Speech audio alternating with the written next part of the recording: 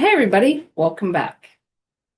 We're going to talk about a little bit of a controversial, yeah, kind of subject. The subject is past lives. Some people believe, and some religions tell you, that there's no such thing as a past life, that only thing that you have is this one life. That's it, one life. And you have to do all of the duty that you need to do in this life. I disagree 100%. And the reason why is, which we've talked about, the soul evolves. The soul continues to travel for its evolution.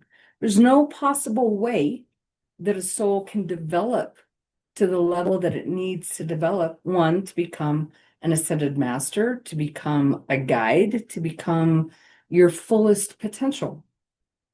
So it takes many lifetimes for us to be able to achieve our personal success, our soul success, our wisdom, our knowledge, our truth, the divine truth of who we are. It takes a lot of time to do that. And let me explain young souls and old souls. Young souls are the ones that walk around. They don't take accountability for themselves. They don't have any responsibility in their life, and everybody takes care of them. They're young souls. They've not been on earth many, many lifetimes. Then you have the old souls. The old souls first always have very difficult lives because they can handle the difficulty. They can handle the learning. They can handle the experience. Lots of tragedy, lots of heartache, lots of death, trials, tribulations, all of these things. Because the old souls understand that they are supposed to live an example for the young souls. So if you have old souls and young souls, okay, what constitutes who's old and young? Other than that complete difference of how people go through life. It's the many lifetimes that the old souls have been here. It's the difference between the young souls that have only been here a couple times. So it's like a baby. We want to teach them. We want to help them. They fall down. They can't, tie their own shoes. We're like, well, this is how you do life on earth. Old souls also understand that it's just about learning. The heartache, the turmoil, the difficulties are about understanding that we must change, that we must do more for humanity. Young souls are careless. They're careless. They're only about themselves, just like a baby is when a baby starts crying in the middle of the night. We have to take care of that baby. We need to feed that child. We need to take care of their needs because they're so self-absorbed. I'm not saying that young souls are selfish. I'm just saying they're self-aware of their need, not of their power, not of their personal power. Old souls are very clear about their personal power. Not only do they value themselves, they also look at, how do I contribute? How do I give to others? How do I help these other people that don't know how to do life? How do I help this child? How do I help that little boy down the street become more? I want to teach him. I want to guide him. I want to help this child develop. I want to help this soul over here become their greatest asset. That's through years and lifetimes of training, years and lifetime of understanding their purpose, their power, their wisdom. Every lifetime that we choose to come here, we learn more and more and more. Old souls have been here thousands of lifetimes. Thousands. Young souls, at the very most, I'd say maybe 15. And then they get upset because it's so hard. I skinned my knee, it was so hard. And the old souls look at them and go, oh, on. It's just skin knee. You'll be fine. Stand up, pick yourself up, brush yourself off, rub a little dirt on it. You're going to be fine. Because we've learned, we've traveled through many lifetimes, traveled, chosen many lifetimes. Now that I've explained that, let's go a little bit further. When we choose our life, because we always do, but when we choose our life, we choose our parents. We choose our parents. We choose our children. Our children choose us. We choose the life. We choose all of the things we're going to be and become for our highest good, our highest learning. So old souls remember and recall their choices. It's not a karmic destiny that they must fulfill. It's a choice. They say to themselves, I am going to choose these hardships. I am going to choose this lifetime. I'm going to choose these people that I'm coming together with. I'm choosing my life's purpose because I can help so many individuals. I'm here to serve. I'm here to give. I'm here to offer my wisdom. I'm here to offer myself. I'm here to offer because they've already been the person that needed the help. They've already been the soul that needed guided. So they want to repay. They want to give back.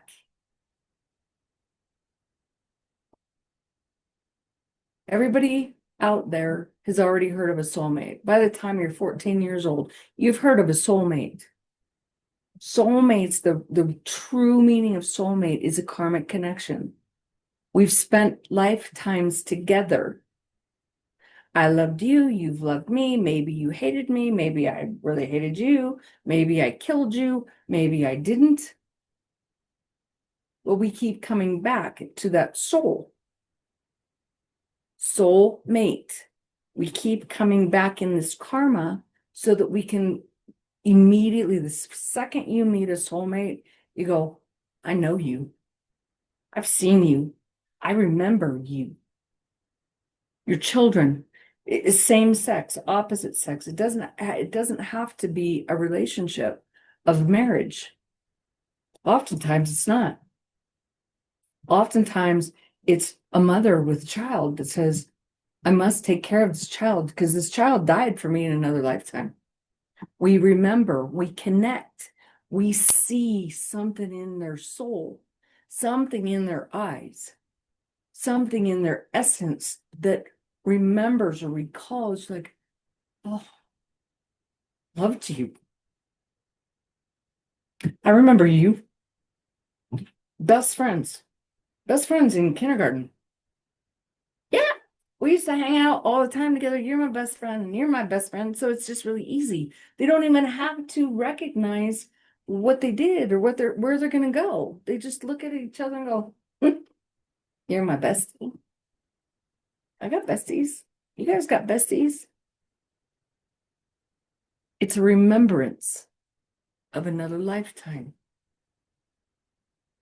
Those are connections that we can't deny. We can't deny them. We can't always look at the karma. We can't always see the destiny that's going to happen, but we do know immediately when we meet them that we've known. There's an essence of knowing this soul, a remembrance that they remember me also. And there's an okayness. There's an okayness. Or there's absolute hate. I've seen hate also. I've seen brothers come together. I've seen sisters and brothers that they fight all the time. You don't like your mom, you don't like your dad, you don't like these people because you've known them before and because they harmed you or you harmed them. Those are difficult ones for sure. The love bond between people is much easier. But the karmic relationships of we must clear this up, this problem, this discernment of, we're very different. That's soul bond also, for sure. Then we have individuals. And I get that we're going through this quickly because I could sit here for 4 hours and talk about each one of these. I'm just giving you an understanding that when you remember somebody, you go, whoa, I know you. It's an undeniable. You can't deny it. It hits you, it fills you, you go, I recognize you, you recognize me. We also have this thing that guides us, that is just this remembrance of ourself. Other times, other moments in time. People, especially as children, people can start behaving or remembering their past lives. I had a friend that had a little boy. By the time he was 7 months old, this is no exaggeration, she came to meet me at a hotel and she had a 7-month-old little boy. And I said, whoa, where did he go? I'm not going to say his name, but where did he go? This little boy, I found him in my bathroom on the counter sink with my razor, shaving his face like an old man, like an adult man. He was 7 months old. He knew how to disassemble a weapon by the time he was 8. He recalled and remembered how to do all of those things. All he wanted to be was a cowboy. He'd always wanted to be a cowboy. He thought about military. So sometimes we have such a deep influence on us about who we've been, that it travels into our current state of being. We recall, we remember, like, yeah, I know how to disassemble a weapon, but he was never taught it in this lifetime. I remember how to gather things. I remember that this plant or this earthly thing can help feed people or can help heal individuals.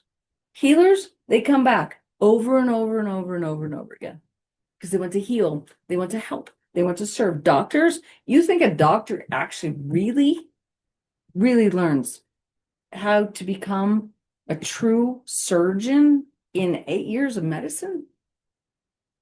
No. Little kids, you ask them what they want to be when they grow up. Some, I just want to be a mom. I want to be a dad. I want to be a nurse. Oh, no, I'm going to be in the military. I'm going to be a sailor. My son came to me when he was kindergarten. He's very upset. Kindergarten, Mama, I just want to get married and have babies. I'm like, honey, you're a baby. You can't get married and have babies yet. You don't understand, Mom. I need to get married and have babies. It's all I want. I said, okay, well, when you get older, you can get married and have babies. Because you don't understand. I remember. I know. I'm to be married and have babies.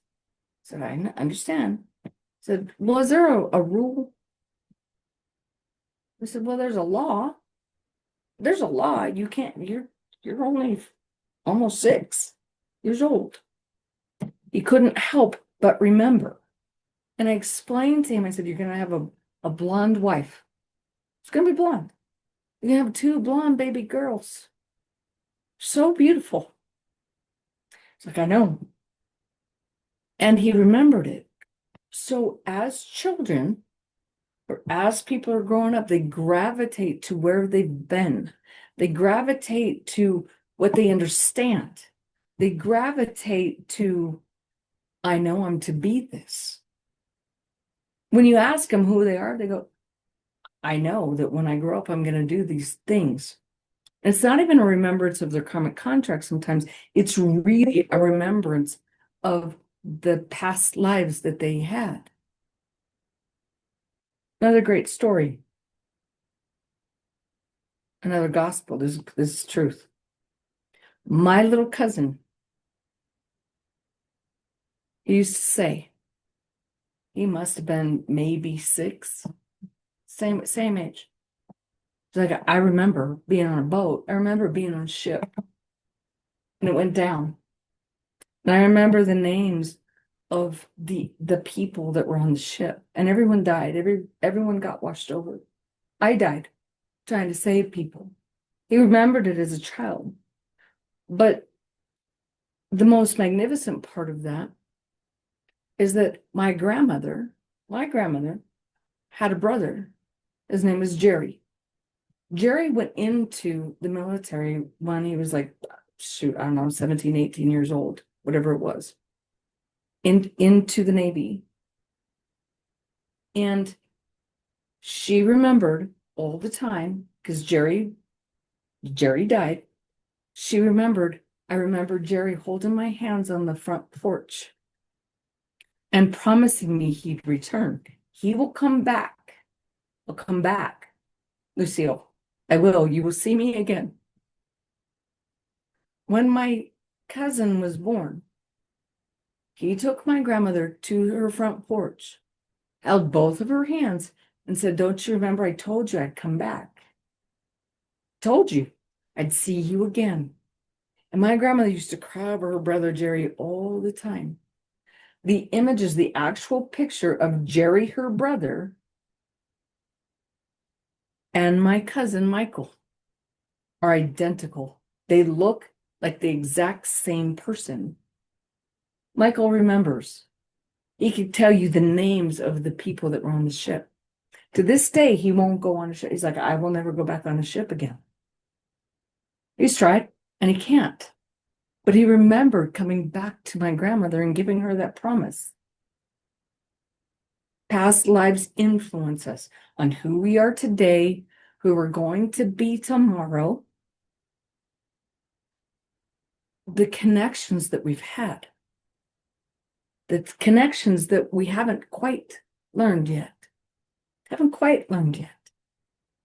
Who you are, why you keep developing, why you keep choosing the same type of path, why you were Viking, why you hurt people, and all of a sudden you get into another lifetime, you're like, I can't harm people anymore. Why you were a priest, why you were a nun, why religion is so empowering for you. Why? Why do you know things that you don't know? You were never taught in this lifetime. You were never taught. You just know. You just know. That's past life remembrance. And it's still working on your behalf. It's still developing your soul. You're not finished with that lesson yet. You're not finished with it. I've had over 6,000 lifetimes. Do I remember all of them? Mostly. Have I failed at them? Absolutely. Have I succeeded in them? Absolutely. But it's a thread. It's a thread that keeps your soul aligned with your soul's progress. It doesn't go away. So if you start remembering these things, or you just act to yourself, it's like, why do I love blues music? Why do I love drumming? Why do I really feel a need to be a pilot? Why do I have to eat Japanese food all the time when I'm not Japanese? Crave it, love it. It's fantastic. Why? Did your mom ever make you Japanese food? No, not in this lifetime. Mm-mm. But when you've been it how many lifetimes, it works through your DNA. It works through your soul's manifestation. Your soul's manifestation of who you truly are. It's not really your personality from this personality, from how mommy and daddy taught you to be. It really is how many centuries ago, that you're so attached to and attracted to. And the body, the body's energy like goes back. It goes back. If you guys have watched me for any length of time, you've witnessed, at least in this past few years, I wear feathers. Like my feather here, there's a reason for this feather. There's a reason for this feather. There's a reason for these feathers too. Because as a Native American, I was a healer. I'm a healer now. I gravitate with it. I want to be in the mountains. I don't want to be on an ocean. I don't like it. It's uncomfortable for me. It's an essence inside of myself that understands the Native American way. I've been Viking, understands that too. When I was a child, I was very violent. I was very angry and very mean. I know. You can feel that sometimes in me. It's this fire to protect and to help and to protect. All these lifetimes that I've had still are a part of who my essence is today.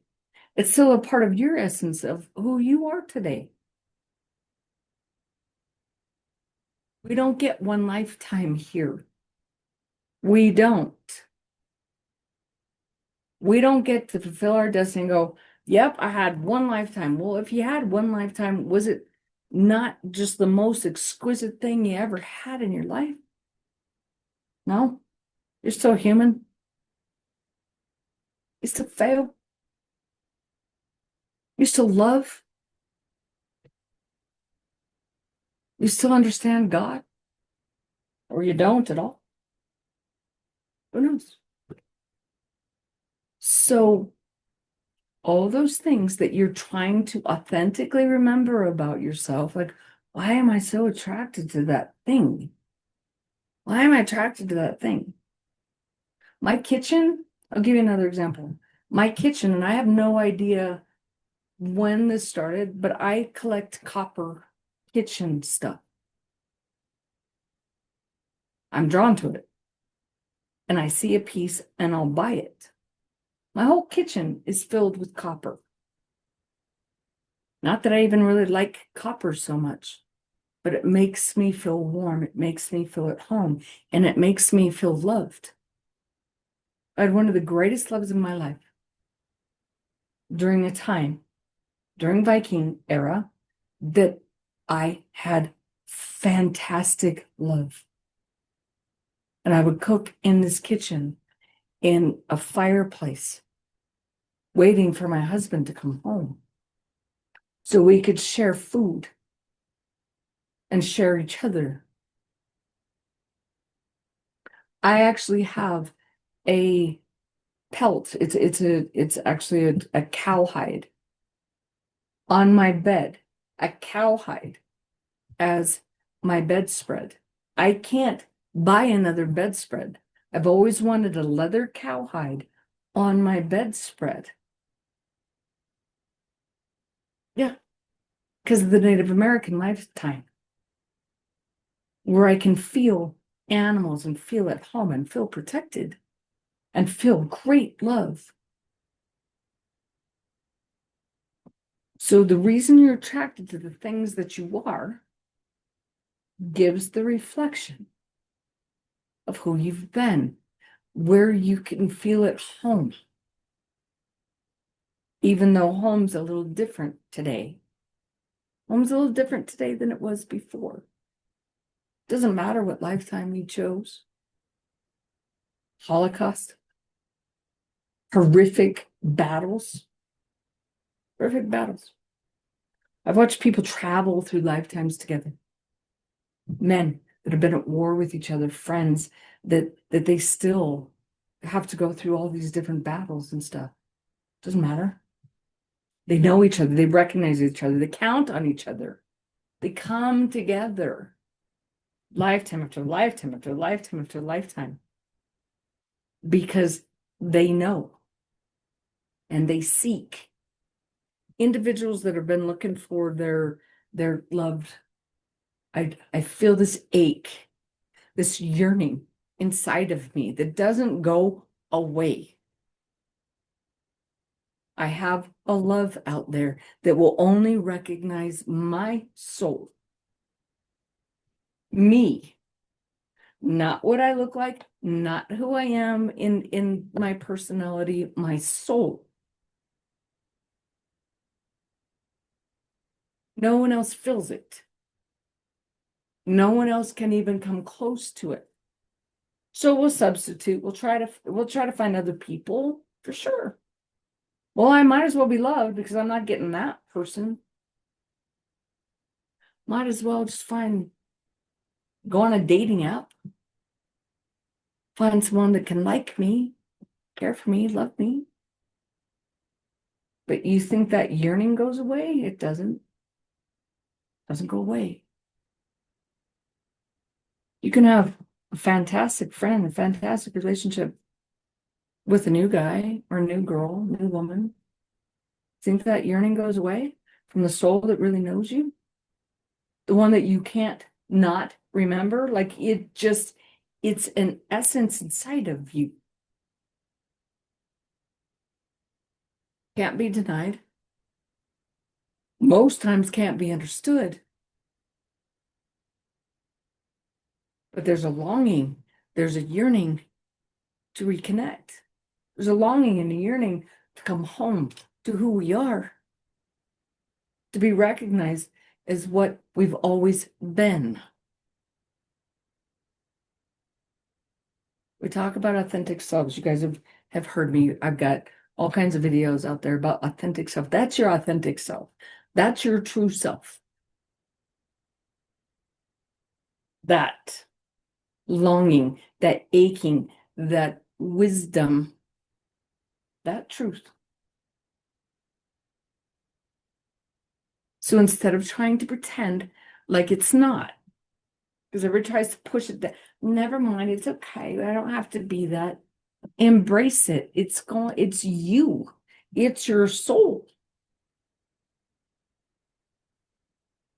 Way, no matter how hard you try, it's not going away. Embrace the essence of your soul, who you are. And you'll find an understanding within yourself. You'll find an understanding in the world that you live in. The reason you live in this state or this home or this place and the friends and the family and the people that you share with. You understand why you argue with your brother every single day and you can't stand him and you love him at the same time.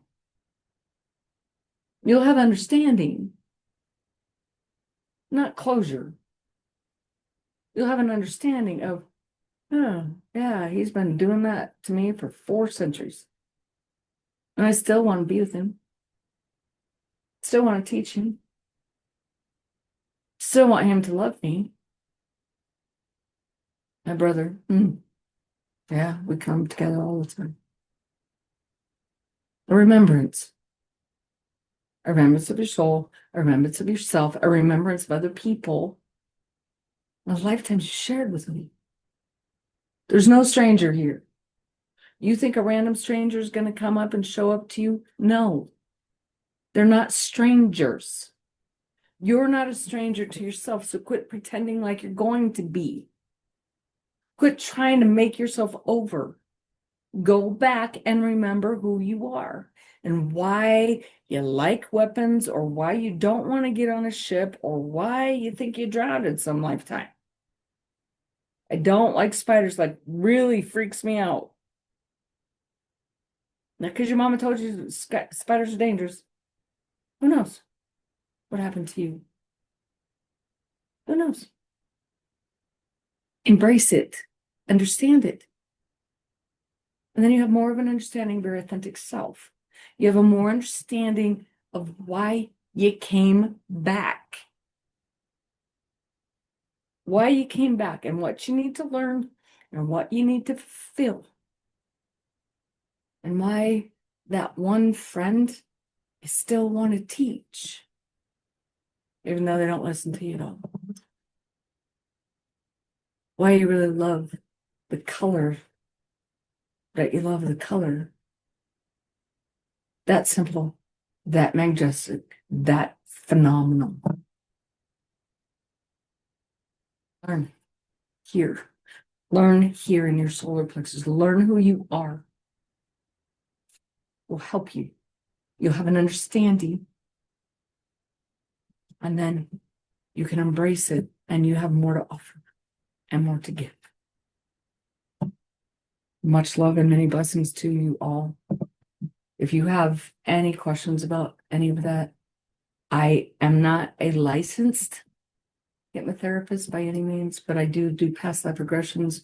I can look at your past lives if that's what you're looking for, to give more of an understanding. We can give you like the whole what you were, what you've been, why you were that, and how it's supposed to help you now too. So if you're looking for something like that, feel free to reach out. SidsOasis.com, YouTube, obviously, Patreon, Instagram, all the social media. Much love, many blessings.